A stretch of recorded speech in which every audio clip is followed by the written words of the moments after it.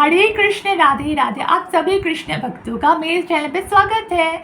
तो आज हम पढ़ेंगे उपदेशामृत का भाग 7। उससे पहले मैं आप सभी को योगिनी एकादशी की शुभकामनाएं देना चाहता हूँ। श्री कृष्ण श्री हरि विष्णु जी आप सभी की मनोकामनाएं पूर्ण करें। आप सभी खुश रहे, व्रत कीजिए, आज का दिन वेस्ट मत कीजिए, ज़्यादा से ज़्यादा हरि कथा कीजिए, माला जाप कीजिए। आज आपको 32 माला करना होता है, उससे भी ज़्यादा आप कर सकते हैं, लेकिन आज मतलब मिनिमम 32 बोला है, मतलब 16 का डबल। और हरि कथा कीजिए, ज़्यादा से ज़्यादा पुण्य अर्जित कीजिए, एकादशी का व्रत रखिए। मैं अगर कभी संभव होगा तो मैं एकादशी के ऊपर भी एक वीडियो बनाऊंगा कि क्या इंपॉर्टेंट है, क्यों इंपॉर्टेंट एकादशी, उसमें क्या क्या करना चाहिए, क्या क्या नहीं करना चाहिए। तो आज के लिए मैं इतना बताता हूँ कि एकादशी में आपको अन्न नहीं खाना होता है, कि अन्न में एकादशी के दिन पाप आता है। तो आप अगर अन्न खाते हैं तो वो पाप के समान है। जो कृष्ण भक्त होते हैं या विष्णु भक्त होते हैं वो लोग अन्न नहीं खाते हैं एकादशी के दिन, तो आप भी मत खाइए, व्रत रखिए, माला जाप कीजिए, हरि कथा कीजिए, दिन को वेस्ट मत कीजिए, पुण्य अर्जित कीजिए। तो आज मेरे साथ ज़रा पुण्य अर्जित कर लीजिए। आज एकादशी के शुभ अवसर पर हम लोग पढ़ रहे हैं उपदेशामृत का भाग 7। ये थोड़ा सा बड़ा है आज, लेकिन आज मैं कोशिश करूँगा कि इसको कंप्लीट करूँ और कल हम पढ़ेंगे भाग 8। तो यहाँ पे भी जो संस्कृत श्लोक है उसका अनुवाद मैं बता रहा हूँ। तो चलिए शुरू करते हैं। अपनी मूल कृष्ण भावना में स्थिति में रहते हुए शुद्ध भक्त अपने आप को शरीर नहीं मानता है। ऐसे भक्त को भौतिकतावादी दृष्टिकोण से नहीं देखा जाना चाहिए। निस्संदेह भक्त के निम्न कुल में उत्पन्न होने, उसके कुरूप चेहरे, विकृत शरीर या रोगी अथवा अशक्त शरीर की परवाह नहीं करनी चाहिए। साधारण दृष्टि से ऐसे दोष शुद्ध भक्त के शरीर में प्रकट दिख सकते हैं, लेकिन इन सब दिखने वाले दोषों के बावजूद शुद्ध भक्त का शरीर कभी दूषित नहीं हो सकता। यह ठीक गंगाजल के समान है, जो कभी कभी वर्षा ऋतु के बुदबुदे फेंद तथा कीचड़ से पूरित हो जाता है, किंतु कभी दूषित नहीं होता। तब जो लोग आध्यात्मिक ज्ञान में उन्नत है, वे जल की अवस्था का विचार किए बिना गंगा में स्नान करेंगे। तात्पर्य, शुद्ध भक्त जो कि आत्मा की क्रिया है, दूसरे शब्दों में श्री भगवान की दिव्य प्रेममयी सेवा मुक्त अवस्था में संपन्न की जाती है, जो पूर्ण भक्ति में संलग्न रहता है, जिसका किसी भी परिस्थिति में पतन नहीं होता। वह तुरंत भौतिक प्रकृति के गुणों को पार करके ब्रह्म पद को प्राप्त करता है। अव्यभिचारिणी भक्ति का अर्थ है अनन्य भक्ति। भक्ति में सेवा में रत मनुष्य को भौतिक इच्छाओं से मुक्त होना चाहिए। इस कृष्ण भावनाविद आंदोलन में मनुष्य की चेतना में बदलाव आवश्यक है। यही चेतना को भौतिक भोग की ओर लक्षित किया जाता है तो वह भौतिक चेतना है, और यदि उसे भगवान श्री कृष्ण की सेवा की ओर लक्षित किया जाता है तो वह कृष्ण भावनाविद है। शरणागत व्यक्ति बिना भौतिक विचार के ही भगवान श्री कृष्ण की सेवा करता है। अनन्य भक्ति जो शरीर तथा मन के कार्यों से यथा ज्ञान एवं कर्म से परे है, शुद्ध भक्ति योग कहलाती है। भक्ति योग आत्मा की सही सक्रियता है, और जब मनुष्य वास्तव में अनन्य शुद्ध भक्ति में सेवा में संलग्न हो जाता है तो वह पहले से ही मुक्त रहता है। भगवान श्री कृष्ण का भक्त कभी भौतिक दशा से बनता नहीं, भले ही शरीर से वह भौतिक रूप में वृद्ध लगे। तब मनुष्य को चाहिए कि वह शुद्ध भक्त को भौतिकतावादी दृष्टिकोण से न देखे। जब तक कोई वास्तव में भक्त नहीं होता तब तक वह दूसरे भक्त को ठीक से पहचान नहीं पाता। जैसा कि पिछले श्लोक में बताया गया है, भक्त 3 प्रकार के होते हैं: कनिष्ठ अधिकारी, मध्यम अधिकारी तथा उत्तम अधिकारी। देखिए, मैंने लास्ट भाग में बताया ही होगा कि 3 प्रकार के भक्त होते हैं। पहला होता है कनिष्ठ अधिकारी, दूसरा होता है मध्यम अधिकारी, और तीसरा होता है उत्तम अधिकारी। कनिष्ठ अधिकारी भक्त तथा अभक्त में अंतर नहीं कर पाता। उसे तो केवल मंदिर में केवल आचार विग्रह के पूजन से प्रयोजन रहता है, किंतु मध्यम अधिकारी भक्त तथा अभक्त में और भक्त तथा श्री भगवान में अंतर कर सकता है। इस तरह वह पूर्ण पुरुषोत्तम भगवान भक्त तथा अभक्त के साथ भिन्न भिन्न आचरण करता है। किसी को शुद्ध भक्त के शारीरिक दोषों की आलोचना नहीं करनी चाहिए। यदि ऐसे दोष हो भी तो उनकी उपेक्षा कर देनी चाहिए। जिस बात पर ध्यान देना चाहिए वह है शुद्ध भक्ति या परमेश्वर के प्रति शुद्ध सेवा, और यह गुरु का मुख्य कार्य है। मतलब हम लोग होते हैं ना कि भक्त को मतलब देखते हैं, किसी को भी देखते हैं, मतलब बोलते हैं कि इनके शरीर में ऐसा है, ये सुंदर भी नहीं है, ऐसा है वैसा है, बहुत से आलोचना करते हैं। उन आलोचना से हमें बचना चाहिए। वो देखना चाहिए कि वो भक्ति कैसे कर रहा है, उसका भक्ति में कितना शुद्ध है वो देखना चाहिए, ना कि उनके बाहर का जो, बल्कि बॉडी में तो होता ही है सबका चेहरा वहरा, वैसा तो नहीं आलोचना करना चाहिए, ये गलत है। ऐसा आप उनकी भक्ति को देखिए, शुद्ध भक्त को देखिए, उनकी भक्ति से देख के आप प्रेरित होइए, उनको मतलब उनके शरीर को देख के आप उनकी आलोचना या उसको निंदा नहीं करनी चाहिए। यहाँ पे ये बताया गया है। फिर से एक श्लोक है, संस्कृत श्लोक, उसका तात्पर्य मैं बताता हूँ। यदि कोई भक्त कभी घृणित कर्म करता प्रतीत हो भी, तब भी उसे साधु समझना चाहिए, क्योंकि उसकी वास्तविक पहचान तो ये है कि वह श्री भगवान की प्रेममय सेवा में लगा हुआ है। दूसरे शब्दों में उसे सामान्य व्यक्ति नहीं समझना चाहिए। शुद्ध भक्त भले ही ब्राह्मण या गोसाई परिवार में ना जन्मा हो, किंतु यदि वह श्री भगवान की सेवा में लगा रहता है तो उसकी उपेक्षा नहीं करनी चाहिए। मतलब देखिए भगवान कैसे कितने दयालु हैं। मतलब यहाँ बताया गया है कि कितना भी वो घिनौना काम क्यों ना करे, लेकिन अगर वो भक्ति में लगा हुआ है तो उसे भक्ति समझनी चाहिए, तो उसको साधु ही समझना चाहिए, क्योंकि उसने वो गलत काम तो कर रहा है लेकिन वो भक्ति भी तो कर रहा है ना। तो इसलिए यहाँ वही बताया गया है। देखिए भगवान कितने दयालु हैं। मतलब हम कुछ भी गलत करें तो हमें उससे सीखना चाहिए कि हम फिर दोबारा गलत काम ना करें, लेकिन हम लोग क्या है, फिर गलत काम करते ही रहते हैं और भगवान आते दुखी होते रहते हैं हमसे, और कुछ नहीं। तो चलिए उसके बाद पढ़ते हैं। वास्तव में जाति या वंश परंपरा जैसी भौतिक बातों पर आधारित गोस्वामी परिवार नहीं हो सकता। गोस्वामी उपाधि तो शुद्ध भक्तों का एकाधिकार है। इस प्रकार हम 6 गोस्वामियों की बातें करते हैं। यहाँ पे देखिए 6 गोस्वामी की बातें करते हैं। मतलब आप कभी इस्कॉन जाएंगे तो आपको दिखाई देगा फोटो में 6 गोस्वामी रहते हैं, वो प्रमुख गोस्वामियाँ हैं। यहाँ पे वो बताया जा रहा है। चलिए सुन लेते हैं हम लोग। इस प्रकार हम 6 गोस्वामियों की बातें करते हैं, जिनमें श्री रूप गोस्वामी तथा श्री सनातन गोस्वामी प्रमुख है। यहाँ पे 2 गोस्वामी प्रमुख हैं उन 6 में से। एक है श्री रूप गोस्वामी जिन्होंने ये पुस्तक लिखी है श्रीपदेशामृत हमारे लिए, और एक है श्री सनातन गोस्वामी प्रमुख है। मतलब ये दोनों बहुत मतलब प्रमुख है, मतलब बहुत इम्पॉर्टेंट गोस्वामियाँ हैं।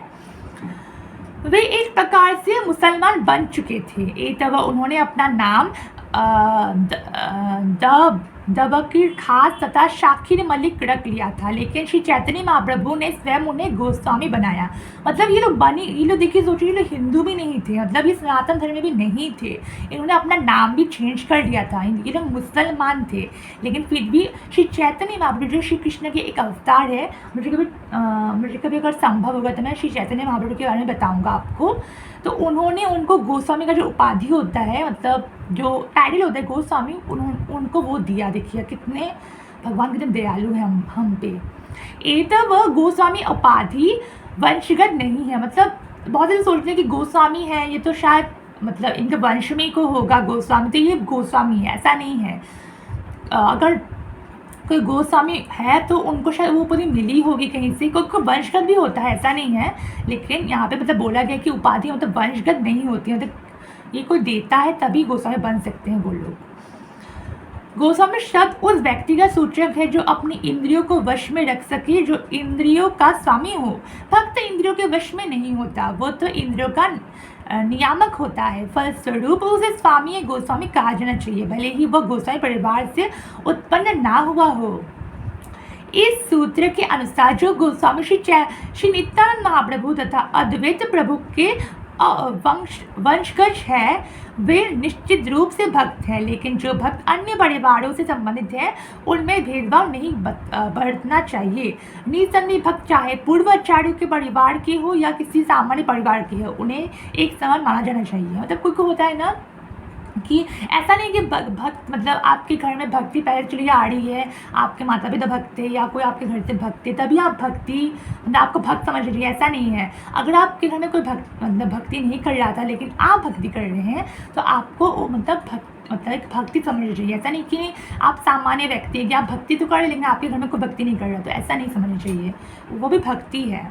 अगर उसका परिवार भक्त नहीं है तो वो भी, लेकिन वो भक्ति कर रहा है तो वो भी भक्ति है। आगे पढ़ते हैं।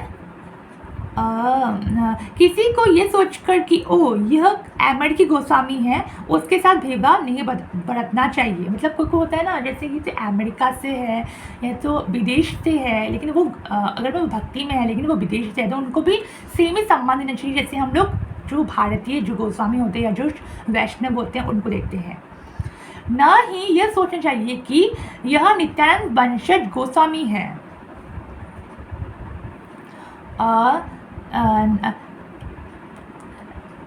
ना ही ये सोचना चाहिए कि यह नित्यानंद वंशज गोस्वामी है। कृष्ण भावनामृत आंदोलन के अमेरिकी वैष्णवों को गोस्वामी उपाधि दिए जाने पर भीतर ही भीतर विरोध की धारा चल रही है।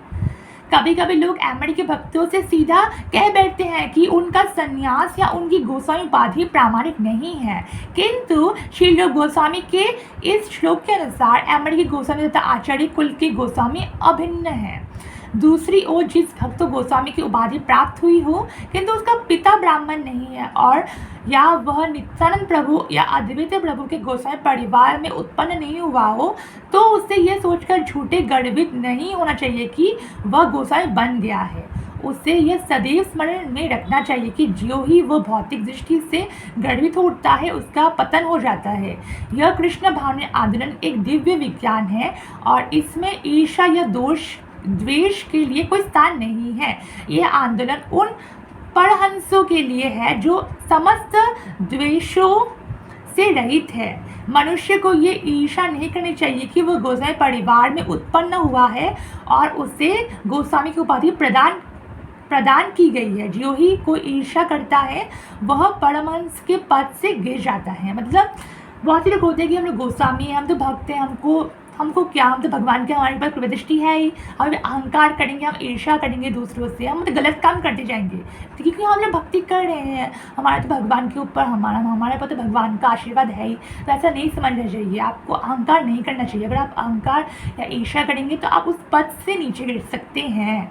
तो आपको ईर्ष्या भी नहीं करना, घमंड नहीं करना है। आप भक्त हैं, आप भक्ति करते रहिए, लेकिन आपको घमंड नहीं करना है कि मैं ऐसा हूँ, मैं वैसा हूँ। यही यहाँ पे सिखाया गया है। यदि हम वैष्णव के शारीरिक दोषों पर ध्यान देते हैं तो यह समझ लीजिए कि हम वैष्णव के चरण कमलों पर अपराध कर रहे हैं। वैष्णव को कभी आपको दोष, उनके जो शारीरिक दोष है उन पर आपको नहीं देखना, आपको निंदा भी नहीं करनी है, क्योंकि ये एक अपराध, वैष्णव अपराध है, आपको नहीं करना है। ये वैष्णव के चरण कमलों पर किया गया अपराध अत्यंत गंभीर होता है, क्योंकि वो कृष्ण से डायरेक्ट संबंध रखते हैं। मतलब उनके ऊपर कृष्ण का मतलब हाथ रहता है, ऐसा बोल सकते हैं आप। तो उनको आप ये अपराध ना करें कि उनको ऐसा बोल दें, उनकी निंदा करें, जैसे भी दिखने में हो, क्योंकि वो कृष्ण का उनके ऊपर हाथ रहता है, ऐसा समझ लीजिए। तो उनके ऊपर कभी भी आप ये अपराध ना कीजिए, क्योंकि इससे पाप लगता है। चलिए आगे पढ़ते हैं। निसंदेह श्री चैतन्य महाप्रभु ने इस अपराध को हाथी माता अर्थात उन्नत हाथी का अपराध कहा है। एक उन्मत्त हाथी विनाश कर सकता है, विशेष रूप से जब वह सुंदर कटे छटे उद्यान में प्रवेश कर जाता है। इतना मनुष्य को अत्यंत सावधान रहना चाहिए कि उससे किसी वैष्णव के प्रति अपराध ना हो। प्रत्येक भक्त को श्रेष्ठ वैष्णव से उपदेश ग्रहण करने के लिए तैयार रहना चाहिए और श्रेष्ठ वैष्णव को कनिष्ठ वैष्णव की सभी तरह से सहायता करने के लिए तैयार रहना चाहिए। कृष्ण भावनामृत में अपने आध्यात्मिक विकास के अनुसार ही कोई किसी से श्रेष्ठ या निष्कृष्ट होता है। मनुष्य को भौतिक दृष्टि से शुद्ध वैष्णव के कार्य देखना वर्जित है। विशेष रूप से नवदीक्षित द्वारा शुद्ध भक्त को भौतिक दृष्टि से देखा जाना अत्यंत हानिप्रद है। एक शुद्ध भक्त का बाहरी स्वरूप नहीं देखना चाहिए, अपितु उसके आंतरिक गुण देखने चाहिए और ये समझने का प्रयत्न करना चाहिए कि वह श्री भगवान की प्रेम भक्ति में किस तरह लगा हुआ है। इस प्रकार शुद्ध भक्त को भौतिक दृष्टि से देखने से बचा जा सकता है और इस तरह कोई मनुष्य स्वयं भी धीरे धीरे शुद्ध भक्त बन सकता है।